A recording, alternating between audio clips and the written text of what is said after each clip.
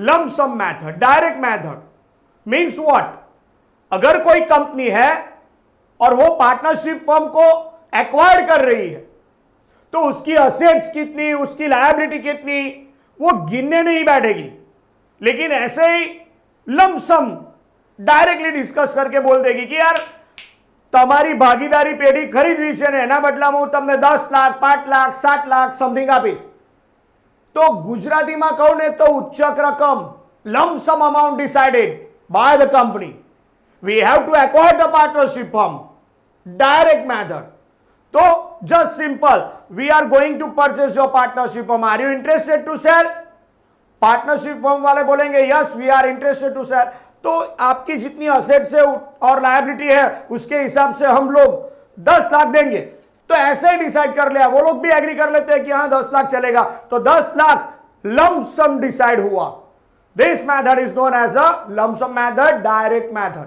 C again here, when purchase consideration is fix amount without any calculation. यहां पर कोई भी कैलकुलेशन नहीं करना है कि आपकी असेट्स कितनी, अपनी आउटसाइड लायबिलिटी कितनी, हम कौन सी असेट ले रहे हैं, कौन सी लायबिलिटी नहीं ले रहे हैं, कुछ भी नहीं करना है. सिर्फ और सिर्फ ऐसे ही अमाउंट डिसाइड नहीं होगी, सिर्फ और सिर्फ अमाउंट डायरेक्टली डिसाइड करेंगे, कैलकुलेशन नहीं करेंगे. So when purchase consideration is fix amount without any calculation of consideration. For example, the purchasing company may agree to pay 7 lakh rupees. जो पार्टनरशिप फर्म को हमें पैसा देना है वो ऐसे डिसाइड कर दिया 7 lakh आपीशु, that's it. Then purchase consideration is decided 7 lakhs for purchasing assets and liability of partnership firm. और आपकी जो पार्टनरशिप फर्म है उसमें से हम असेट्स और लायबिलिटी लेके जाएंगे और आपको 7 लाख देंगे. तो ऐसे ही डायरेक्टली डिसाइड कर दिया, गुजराती में कहो तो उच्चक रकम नक्की करी. This method is known as a lump sum method. Girls and boys, second method of purchase consideration is net payment. For example मान लो कि रिलायंस इंडस्ट्रीज लिमिटेड आपके पार्टनरशिप फर्म में आती है, आपकी असेट्स ऑब्जर्व करेंगी, लायबिलिटी ऑब्जर्व करेंगे, लेकिन ज्यादा कैलकुलेशन नहीं करेंगे और पेमेंट के लिए बोलेंगे कि भाई हम आपके पार्टनरशिप फर्म को 50,000 इक्विटी शेयर देने वाले हैं. हर एक इक्विटी शेयर हमारा 10 रुपीज का होगा और हम आपको इश्यू करेंगे एट पार, गुजराती में भावे भाव. मतलब 50,000 इक्विटी शेयर 10 इज 5 लाख का पेमेंट हो गया. उसके बाद में ऐसे भी बोलेंगे we are also issuing 5,000 debenture of 100 rupees each at par. तो फिर से 5 लाख रुपए के डिबेंचर हो गए और हम आपको कैश भी इश्यू करेंगे. कितना? तो 5 लाख रुपए. तो यहां पर जो बात हुई है वो पेमेंट की है. रिलायंस इंडस्ट्रीज लिमिटेड आपकी पार्टनरशिप फर्म को कौन कौन सा पेमेंट कर रही है, तो एटलीस्ट हमें पेमेंट का कैलकुलेशन करना पड़ेगा. डायरेक्ट मेथड की तरह नहीं होगा कि हम आपको 7 लाख दे रहे हैं. यहां पर जो भी पेमेंट होगा वो पेमेंट सर्टेन होगा, कुछ भी हाइड नहीं किया होगा. Every payment is certain. तो जहां पर पेमेंट सर्टेन होता है, हाइड नहीं होता है, तो हमें सिर्फ पेमेंट का कैलकुलेशन करना है और पेमेंट का जो टोटल होगा वो गिना जाएगा परचेस कंसिडरेशन. यहां पर मेरे एक एग्जांपल में मैंने कैलकुलेट किया तो 15 लाख रुपए हुए. This is known as purchase consideration. तो यहां पर हर एक पेमेंट सर्टेन है. Say for example new company going to issue 50,000 equity share, 50,000 equity share of 10 each, 5 lakh के शेयर हो गए. New company going to issue 5,000 debenture of 100 each, 5 lakh के डिबेंचर हो गए और कैश भी फिक्स है, सर्टेन है 5 लाख. तो हमने तीनों पेमेंट का टोटल किया तो 15 लाख हुआ. उसे बोलेंगे परचेस कंसिडरेशन. और ये जो पेमेंट की मेथड है, आप क्या क्या इश्यू करने वाले हो और हर एक पेमेंट सर्टेन ही होगा. हमें सिर्फ पेमेंट का टोटल करना है और वो जो टोटल आएगा उसे बोलेंगे purchase consideration. And this method is known as net payment method. So purchase consideration आप अंडरस्टैंड करो फिर से. purchase consideration in this case, purchase consideration in this case is the sum of total of all payment made by the purchasing company to the partnership firm. Their payment can be made in the form of preference share, equity share, debenture, cash. जो payment का mode होगा वो कोई भी हो सकता है. Either they are going to issue equity, preference, debenture, bond, cash, etc., etc. Of the above first, preference should be given for the calculating purchase consideration as per net payment method.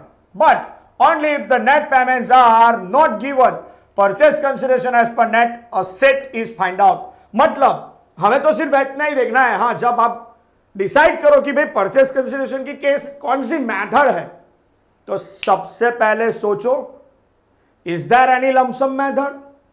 No. Then go for the net payment. Is there any net payment method? जहां पर payment का mode देखना है कि company क्या issue कर रही है, इक्विटी, प्रेफरेंस, डिबेंचर, रोकड़ा, कैश, और सारे पेमेंट सर्टेन ही होने चाहिए. कुछ भी हाइड नहीं होना चाहिए. ऐसे नहीं होना चाहिए we are going to issue 50,000 equity share of 10 each at par, we are going to issue 5,000 debenture of 100 each at par, and balance amount in cash. Balance amount in cash. तो वो balance कितना? Big question mark. 10 રૂપિયા કે 1 કરોડ નથી ખબર. तो आप payment hide કર્યું કહેવાય. यहां पर पेमेंट हाइड किया, कैश हाइड किया, बैलेंस अमाउंट इन कैश, तो वो नेट पेमेंट मेथड नहीं है. याद रखना, अगर लमसम मेथड नहीं है, नेट पेमेंट नहीं है, तो डेफिनेटली थर्ड मेथड होगी नेट असेट मेथड. तो गर्ल्स एंड बॉयज, पेमेंट में आपको सिर्फ और सिर्फ इतना याद रखना है, जो भी नई कंपनी होगी वो पार्टनरशिप फर्म को पेमेंट करेगी, और अलग अलग स्वरूप में. Either they are going to issue equity, may be preference share, may be debenture, bond and cash, और हर एक पेमेंट सर्टेन ही होगा, तो ही वो नेट पेमेंट मेथड गिनी जाएगी.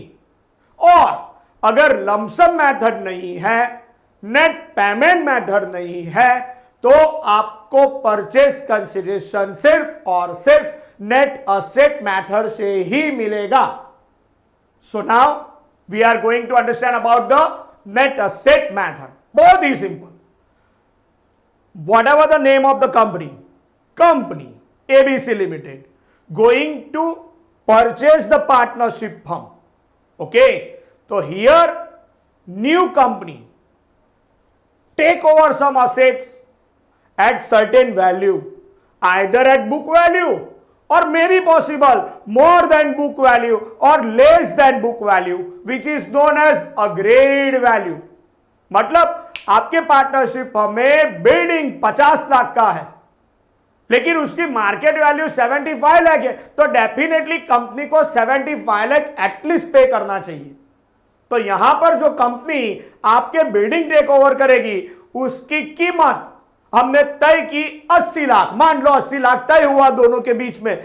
सेलिंग कंपनी मतलब पार्टनरशिप फर्म और purchasing company that is the company, उनके बीच में तय हुआ कि आपकी बिल्डिंग हम ले रहे हैं 80 लाख रुपीस में. तो बुक वैल्यू 50 लाख होने से कोई फर्क नहीं पड़ता, हमने कितने रुपए में तय किया कि ये बिल्डिंग हमें टेक ओवर करना है, that is important, which is known as agreed value. So company जो होती है वो पार्टनरशिप फर्म की बहुत सारी असेट्स और लायबिलिटी टेक ओवर करती है, और वो भी अग्रीड वैल्यू से. हां, अग्रीड वैल्यू नहीं है और असेट टेक ओवर की है तो बुक वैल्यू माना जाएगा. टेक ओवर की है तो, नहीं तो नहीं. ओके, तो girls and boys, whatever the assets taken over, that is agreed value of assets taken over. How to find out the net asset? That is important. Net asset का मतलब क्या? Agreed value of assets taken over minus agreed value of liabilities. तो हम जितनी भी assets लेंगे, assets taken over at agreed value, that is recorded and unrecorded both, तो यहां पर एक वैल्यू आ जाएगी, उसमें से हम माइनस करेंगे liabilities taken over at agreed value, जो भी लायबिलिटी हम टेक ओवर कर रहे हैं उसकी अग्रीड वैल्यू। तो असेट्स की अग्रीड वैल्यू माइनस लायबिलिटी की अग्रीड वैल्यू, जो भी डिफरेंस आएगा उसे हम गिनेंगे net asset, and this is known as a purchase consideration. तो यहां पर परचेज कंसिडरेशन, उसका फॉर्मूला बहुत ही सिंपल है, agreed value of assets taken over minus agreed value of liability. ગુજરાતીમાં કહું તો ચોખ્ખે મિલકત, જે પણ મિલકતો આપણે લીધી છે એની નક્કી કરેલ કિંમત, તો નક્કી કરેલ કિંમત મિલકતોની માઇનસ લાયબિલિટી, જે પણ લાયબિલિટી ટેક ઓવર કરી હોય નક્કી કરેલ કિંમત, તો અસેટ્સ માઇનસ લાયબિલિટી, મિલકતો માઇનસ જવાબદારી, એટલે ચોખ્ખી મિલકત મળે। ઓકે, તો net asset means very simple, assets taken over minus liability, और वैल्यू कौन सी, अग्रीड वैल्यू।